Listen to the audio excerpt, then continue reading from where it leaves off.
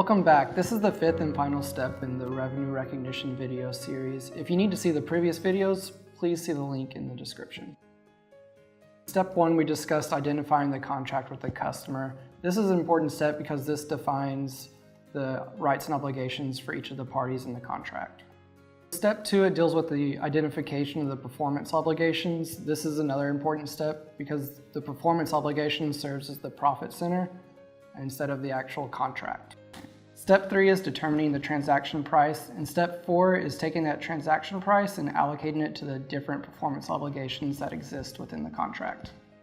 In the fifth and final step of the revenue recognition method, you finally get to recognize the revenue. Under the new guidance, revenue is recognized either at a point in time or over a period of time as the performance obligations are fulfilled.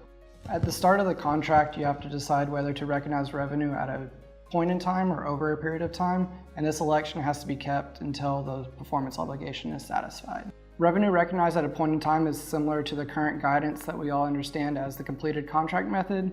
Under this guidance, you wouldn't recognize any revenue until the performance obligation is complete and control is passed to the customer. For performance obligations that are satisfied over a period of time, the standard gives you two options, either the output method or the input method. Similar to the treatment of whether to recognize revenue over a period of time or at a point in time, you have to make this selection at the start of the contract and stick with this until that portion of the contract is finished. The election to utilize either the output or the input method is based on your judgmental decision on what you feel best estimates the transfer of control of the asset to the customer. The output method is useful for contracts that are set up with milestones or for contracts with unit price terms. For example, this would be a good election to utilize for companies that specialize in road construction or have contracts that specify the number of units to be installed. Most construction companies will probably use the input method.